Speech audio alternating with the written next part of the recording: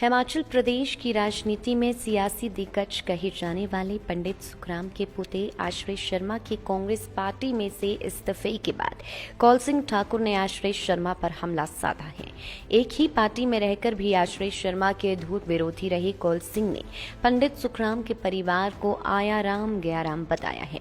उन्होंने कहा कि स्वर्गीय वीरभद्र सिंह पंडित सुखराम के परिवार को आया राम गया राम की संज्ञा दिया करते थे और आज वो संज्ञा सच हो गई है। कौल सिंह ठाकुर ने कहा कि आश्रय शर्मा के पार्टी छोड़कर जाने से कांग्रेस को कोई असर नहीं पड़ेगा।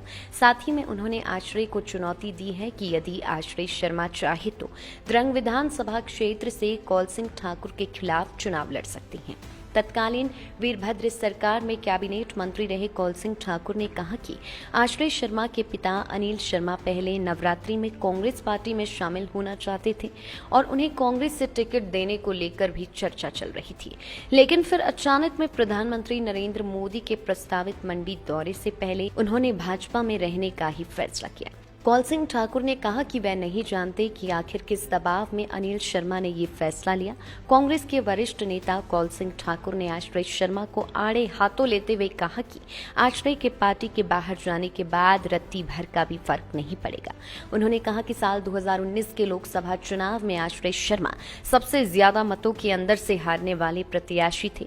कौल सिंह ठाकुर ने आश्रय शर्मा को अनुभवहीन करार दिया है। अच्छा हुआ मैंने कहा आश्रय शर्मा जी को टिकट मिल गया और आश्रय शर्मा के कारण अनिल शर्मा को जो है मंत्री का पद छोड़ना पड़ा। उन्होंने सरेआम आश्रय शर्मा की मदद की, लेकिन आश्रय शर्मा आज तक मंडी जिला में आज तक सबसे ज्यादा रिकॉर्ड मतों से हारे और मंडी सदर जो उनका अपना गृह क्षेत्र था सबसे कम वोट उनको वहां मिले हैं।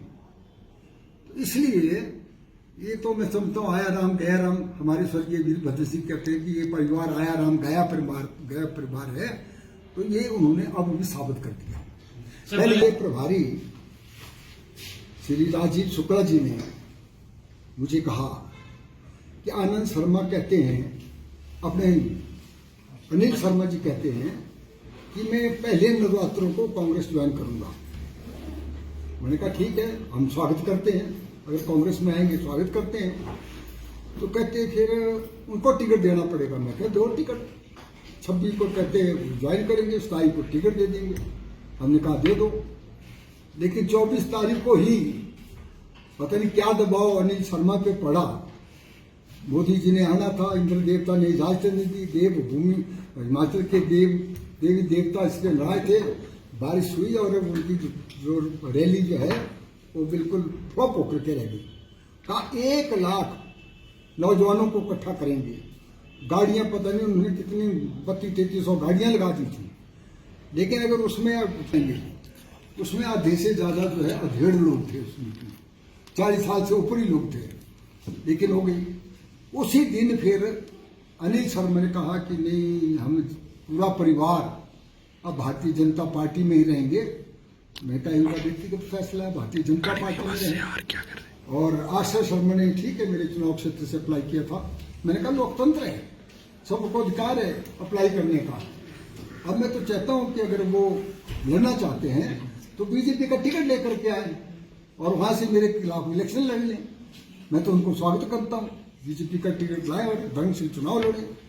इसलिए अब की बार धर्म चुनाव क्षेत्र की जनता ने और हिमाचल की जनता ने फैसला किया है कि अब की बार कांग्रेस पार्टी को सत्ता में लाएंगे, भाजपा को सत्ता से बाहर उखाड़ेंगे, क्योंकि भाजपा से और जयराम सरकार, जयराम जो है आई थिंक साबित हुआ है, सबसे खर्चीला मुख्यमंत्री आज तक का साबित हुआ है, जिसने हिमाचल को दिवालिये के कगार पे लाके खड़ा कर दिया है।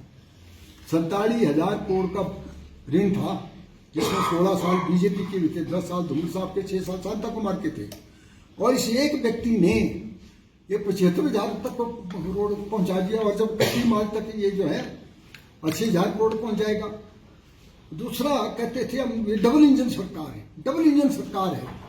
हम पूछना चाहते हैं जयराम जी से कि डबल इंजन सरकार ने आपने कौन सा प्रोजेक्ट हिमाचल प्रदेश को लाया, कौन सा आर्थिक पैकेज हिमाचल प्रदेश को लाया। और फिर उन्हें एंटरप्रेन्योर मीट की, बड़े बड़े जयराम जी दल बल के साथ विदेशों में चले गए कि विदेशों को लाएंगे हम और वो हिमाचल में उद्योग स्थापित करेंगे। कहते 98,000 करोड़ के उद्योग हिमाचल प्रदेश में आएंगे। ये जयराम जी ने घोषणा की और श्री मोदी जी को लाया, बड़ा फैन फेयर के साथ उद्घाटन किया। मेरे ख्याल 50-60 करोड़ रुपया खर्च कर दिया उसमें। लेकिन आज जमीन में कितने उद्योग आए हैं ये हम जयराम से पूछना चाहते हैं। हार्डली 10 या 12,000 करोड़ के उद्योग जो धरातल पर उतरे हैं, बाकी कोई नहीं आए। कहते पाइपलाइन में है, 5 साल से पाइपलाइन में है। डबल इंजन की सरकार कहते हैं कि डबल इंजन की सरकार है। मैं जयराम जी को कहते 7 बार प्रधानमंत्री हिमाचल में आ गया मेरे वक्त में। प्रधानमंत्री आए, हम उनका स्वागत करते हैं, देश के प्रधानमंत्री हैं, आए, बार बार आए। लेकिन मैं जयराम से पूछना चाहता हूं, आपने प्रधानमंत्री से क्या मांगा? 1 टका प्रधानमंत्री ने दिया, कोई आर्थिक पैकेज आपको नहीं दिया, ना कुछ आपने मांगा। फिर डबल इंजन की सरकार बात करते हैं। हमने 4 मेडिकल कॉलेज खोले और प्रधानमंत्री को बता दिया ये हमने खोले मेडिकल कॉलेज। जयराम जी आप विधानसभा में थे, मेडिकल कॉलेज कांग्रेस पार्टी ने, यूपीए की सरकार थी, गुलाम नबी आजाद जो है वो स्वास्थ्य मंत्री था, मैं हिमाचल का स्वास्थ्य मंत्री था। 3 मेडिकल कॉलेज मैंने उनसे लिए। एक doctor Yashwant Singh Parmar medical college मैंने सबसे पहले स्टार्ट किया नाहन में, दूसरा मेडिकल कॉलेज चंबा में स्टार्ट किया और तीसरा मेडिकल कॉलेज हमीरपुर में धौल साहब के जिले में दिया। हमने भेदभाव नहीं किया। और गुलाम नबी आजाद ने 190 करोड़ रुपए तीनों मेडिकल कॉलेज को दिया। एक मंडी में हमारे युवा कांग्रेस के लोग धरने पे बैठे थे कि मंडी में मेडिकल कॉलेज होना चाहिए। तो मैं फिर ऑस्कर फर्नांडिस को मिला, वो श्रम मंत्री थे। उस वक्त भारत सरकार ने फैसला किया कि ईएसआई कॉर्पोरेशन के मेडिकल कॉलेज 12 खोले जाएंगे। तब हमने फिर ऑस्कर फर्नांडिस से मिला, उन्होंने मंडी के लिए जो है ईएसआई कॉर्पोरेशन का मेडिकल कॉलेज दे दिया। जो भारतीय जनता पार्टी में गए लोग वो भारतीय जनता पार्टी के ही थे, वो डेपुटेशन में कांग्रेस में आए थे। लखविंदर राणा, इसके बैकग्राउंड भारतीय जनता पार्टी की थी। बाई इलेक्शन में मैंने टिकट दिया, मैं कांग्रेस का अध्यक्ष था, मैंने टिकट दिया और जिताया भी हमने उनको। फिर हार गए, फिर दोबारा कांग्रेस ने टिकट दिया। इनको ये लगा कि शायद अब कांग्रेस टिकट नहीं देगी, जबकि तो फैसला हमने कर दिया बाद में किया कि सभी सिटिंग एमएलए को कांग्रेस के टिकट देंगे। पवन काजल जी, उनकी बैकग्राउंड देख लीजिए आप, वो तो आरएसएस के हैं। बीजेपी ने टिकट नहीं दिया, इंडिपेंडेंट जीते, कांग्रेस के एसोसिएट मेंबर बने, कांग्रेस ने उनको टिकट दिया, कांग्रेस के एमएलए बने और वर्किंग प्रेसिडेंट तक बना दिया। लेकिन वो फिर हमको छोड़कर चले गए। इसका उनके जाने का कोई फर्क नहीं पड़ता। अब सुरेश चंदेल जी आए थे, वो भी इलेक्शन लड़ने के लिए आए थे, जो 3 बार एमपी रहे, 1 बार भाजपा के अध्यक्ष रहे, कांग्रेस पार्टी में आए और वो एमपी का इलेक्शन लड़ना चाहते थे हमीरपुर से, उनको टिकट नहीं मिला और अब एमएलए के टिकट के लिए अप्लाई किया था। कांग्रेस गंभीरता से विचार कर रही थी उनके टिकट पर, लेकिन वो भी अपनी पार्टी में वापस चले गए। हाँ, एक दुख हमें है हर्ष महाजन जी का। हर्ष महाजन कांग्रेस पार्टी के थे और राजा साहब ने उनको चेयरमैन कोऑपरेटिव बैंक का, सबसे बड़ा बैंक का चेयरमैन बना के रखा। अब मुझे ये नहीं पता, मेरी बात नहीं हुई कि किन कारणों से वो कांग्रेस पार्टी से, लगता है कोई दबाव उन पर डाला या कोई लालच उनको दिया गया, क्या दिया ये नहीं पता। भाजपा पे पैसों की कमी नहीं है, खरीदो फरोख्त में भाजपा के मुकाबले कोई पार्टी नहीं है। भाजपा कह रहे हैं क्योंकि मंडी से हैं आप और आपका जो कद है वो कांग्रेस पार्टी लोकतंत्र में विश्वास करती है और भारतीय जनता पार्टी ये तानाशाही पार्टी, डिक्टेटर पार्टी है। कांग्रेस पार्टी जब हमारे 45-50 एमएलए चुन करके आएंगे तो हाई कमांड ऑब्जर्वर भेजती है, विधायकों की राय लेती है, जो विधायक बहुमत जिसके साथ होगा वो। ये ठीक है, कांग्रेस के पास अच्छे नेता हैं, इनके पास तो नेताओं का कंगाल पड़ा हुआ है। भारतीय जनता पार्टी के तभी तो हमारे ये आयात कर रहे हैं कांग्रेस के अच्छे लोगों को। इसलिए हमारे ठीक है, ये ठीक है कि मैं राजा साहब के बाद पुष्ट हूँ।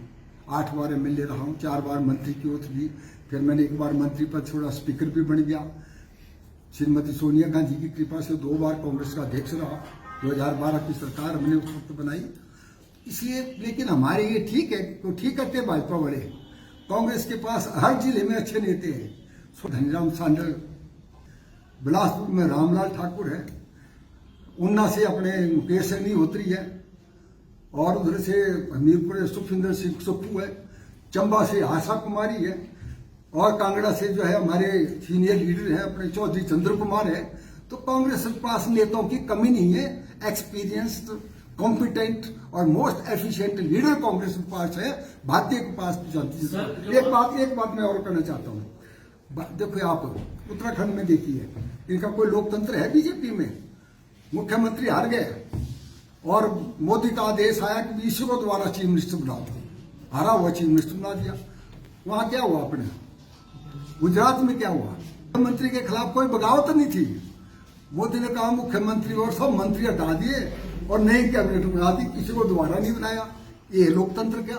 हम तो कहते हैं बीजेपी में तानाशाही है, डिक्टेटरशिप है, सिर्फ एक आदमी की हुकूमत है, वो है सिर्फ नरेंद्र मोदी। हो गया, वो इलेक्शन नहीं लड़ रहा था, आज महाजन ने खुद इलेक्शन लड़ने से इनकार कर दिया। इस बार एमएलए रहे, बाकी वो चले गए। उन्होंने तो अभी नहीं इलेक्शन लड़ना था, उन्होंने अप्लाई किया हुआ था उन्होंने इलेक्शन के लिए। वो अच्छे नेता नहीं सर जो वहाँ पे गए, भाजपा में वो अच्छे नेता नहीं है कांग्रेस के जो। अच्छे ठीक है, समाजन ठीक है, किन कारणों से है मैंने कहा, कारण का हमें पता नहीं कौर सिंह का है। अंतिम चुनाव कांग्रेस के होगा। पास अच्छे नेता है, कोई भी चीफ मिनिस्टर बन सकता है। कौर सिंह ठाकुर होगा कि इसके बाद चुनाव? ऐसा है, मेरा चुनाव लड़ना मेरे मतदाताओं पर निर्भर करता है। जैसे बिल्कुल चाहूँ कोई मेरे साथ से मुकाबला करके देखे, पैदल चल के देखे है, चाहे कोई, मतलब इसलिए मेरे मतदाता और मेरी हाईकमांड, कांग्रेस पार्टी की हाईकमांड। लाइव टाइम्स टीवी के लिए शिमला से विक्रांत बधन की रिपोर्ट।